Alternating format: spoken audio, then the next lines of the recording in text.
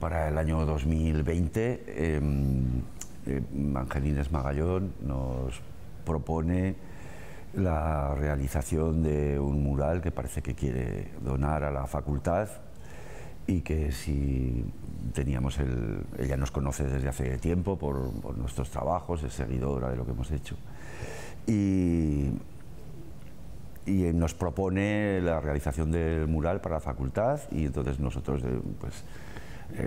decimos que sí y decimos la necesidad de proponer o de hacer bocetos para presentarlos pues al decano en estos momentos y que el decano pueda enseñarlos a la Junta y por ahí. Entonces presentamos unos cuantos bocetos iniciales con las ideas que Angelines llevaba en principio, o lo que nos proponía, que era hablar sobre la cerámica, la arqueología, etcétera, etcétera, bastante libre el tema, pero bueno, los comienzos son así, entonces no sé si... Sí, entonces ya en el 2020 se para un poco el proyecto con las obras de la facultad y en 2021 creo que es que empezamos ya a retomar el proyecto ya con la facultad más avanzada de las obras y ya un poco se decide la ubicación donde va a ir, que es esta, donde va a ir el mural, entonces también se decide también un poco el formato, es un formato apaisado, alargado de 5 metros por 2. Entonces pues empezamos a cambiar algunas cosas y a volver a pensar un poco en el proyecto porque había estado un poco parado. Entonces, bueno, ahí ya enseguida aparece la idea del cuarteado, ¿vale? Porque aparece más desde lo que no queríamos hacer que de lo que queríamos hacer. El cuarteado aparece un poco rechazando un poco la idea de hacer un mural de pues la cerámica siempre hay que fragmentar para poderla cocer en el horno. Entonces queríamos un poco salirnos de las típicas baldosas cuadradas y también queríamos salirnos un poco de los cortes orgánicos hechos por nosotros, que también, bueno, de alguna manera pues nos recordaban a cosas un poco ya vistas. Queríamos, sobre todo, y luego, bueno, revisando trabajos anteriores míos de arte y naturaleza, que había trabajado con cuarteados naturales, pues apareció la idea del cuarteado y parece que nos gustó, ¿no? Después de tener esas ideas claras así del principio, pues empezamos por supuesto, a probar. O sea, el barro tiene una cosa que es la realidad, es decir, hay que cocer y eso te implica muchos cambios y muchas necesidades. Entonces empezamos a acomodar la idea que teníamos a la posibilidad de ejecutarlo, en principio. Sí, empezamos a buscar cuarteados naturales, pantano de mezalocha, zonas de sequía, también zonas de lluvia, de torrentes de lluvia, que en esa época hubo muchos torrentes, estábamos entre la sequía y los torrentes.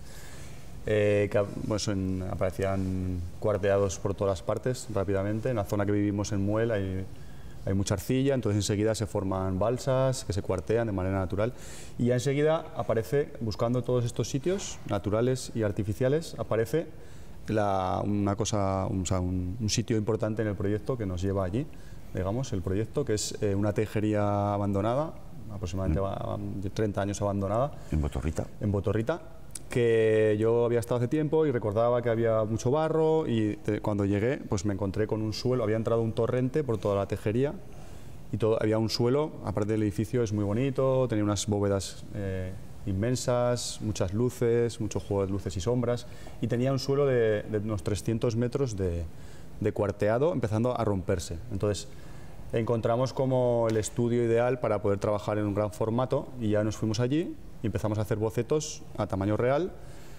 con fondos cuarteados. Bueno, después de esas pruebas en el espacio de la tejería, probamos con diferentes arcillas para ver cómo cuarteaban, el formato que a nosotros más o menos nos interesara, y empezamos a probar en el suelo del taller, a echar arcillas líquidas y ver los resultados. Y entre todas esas pruebas y resultados, pues elegimos apareció, digamos, el formato. Ya con las prisas de los encargos, ya apareció un cuarteado que para nosotros era el que nos gustaba. Se fue formando poco a poco y vamos viendo lo que nos iba contando el barro. Y entonces de ahí creo que es una de las partes más importantes, o sea, uno de los conceptos de la obra más importantes, que es de alguna manera el barro ha hablado, el barro nos ha dicho lo que quería decirnos, nos daba pistas para luego nosotros continuar y, bueno, explicaremos un poco, pero... El barro es protagonista.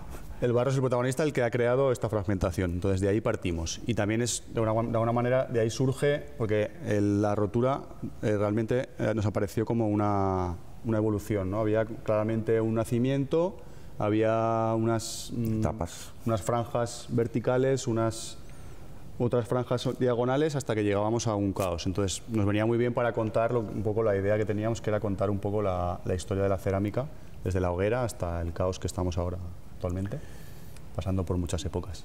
Siempre hemos tenido la historia de la cerámica en la cabeza, pero de ahí creo que Juan se ha encargado fundamentalmente de abstraer todas las cosas que yo me hubiera gustado plasmar, pero que no quedaban bien plasmadas porque eran muy realistas. Vivo en un mundo diferente al suyo. Y él siempre decía, hay que poner menos, hay que sugerir. Entonces esa es una de las bases para que fuéramos avanzando dentro de ese mural.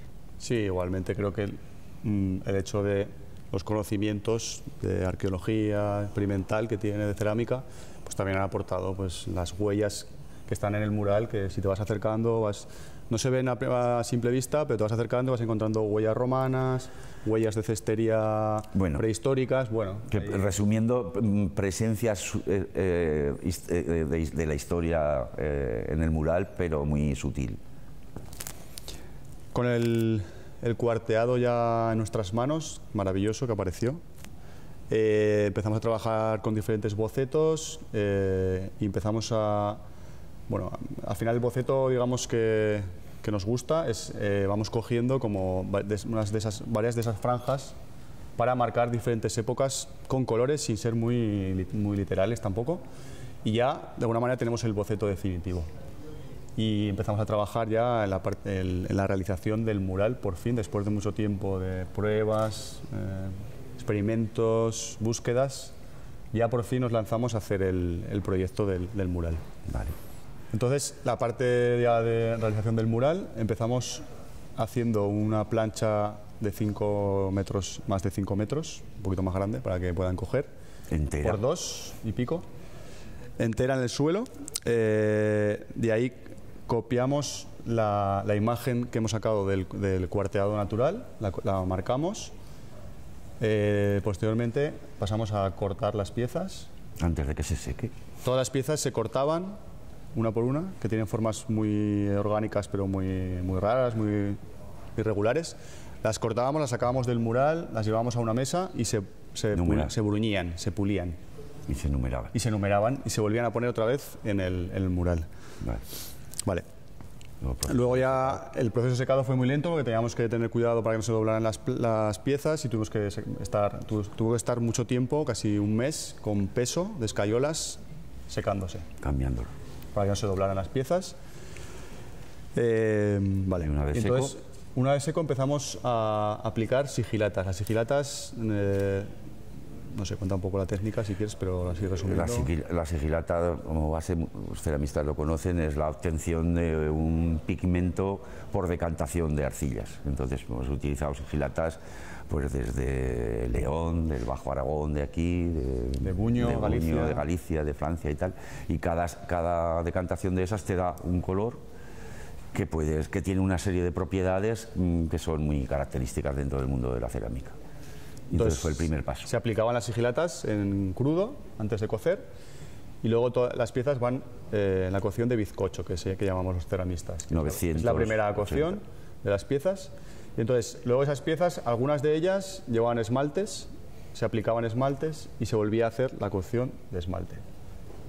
Y finalmente nos costó decidirlo porque suponía muchísimo trabajo, pero al final, después de las pruebas y resultados, nos decidimos por hacer la tercera cocción, que es la cocción etrusca, que es lo que para mí le da todavía más interés a las piezas.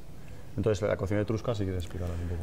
La cocción etrusca es meter las piezas dentro de recipientes que contienen madera y que se van tapados, y entonces eso se cuece en el horno en torno a los 800 grados y se produce una reducción. Y se produce una reducción, las piezas salen negras, pero siempre sabemos que hay piezas que van a ennegrecer y que no van a cambiar el color, y otras que el esmalte o la propia sigilata va a proteger y no va a ennegrecerlas en esa cocción, pero siempre con una pátina que va a unificar prácticamente todos los colores. Le da un aspecto a las piezas como de paso de tiempo, como si hubieran estado gastadas, hubieran estado, de hecho salen como más finas y con manchas, bueno, y esa es la parte técnica. Luego, bueno, pues hay que decir eso, que hay 1239 piezas, se dice pronto, Sí.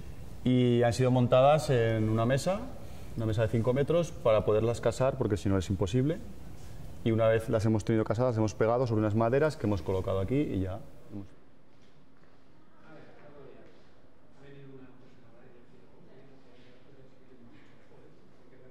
Estamos terminando de poner las últimas piezas y ya podéis ver el resultado final, que bueno, de momento... Que todavía no sabemos qué nombre vamos a poner al mural.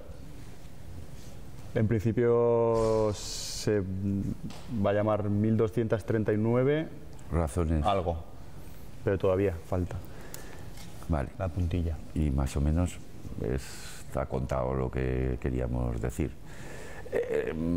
Preguntabas que, bueno, en general siempre hay miedo porque es un espacio muy concurrido y muy importante, y bueno, siempre tienes esa especie de duda, bueno, encajará, no encajará, durará. Bueno, en general no nos han pegado, llevamos aquí unos cuantos días y parece que, no sé, que la gente está un poco sorprendida cuando lo ve, pero bueno, pone un poco de alegría dentro del hall de la facultad.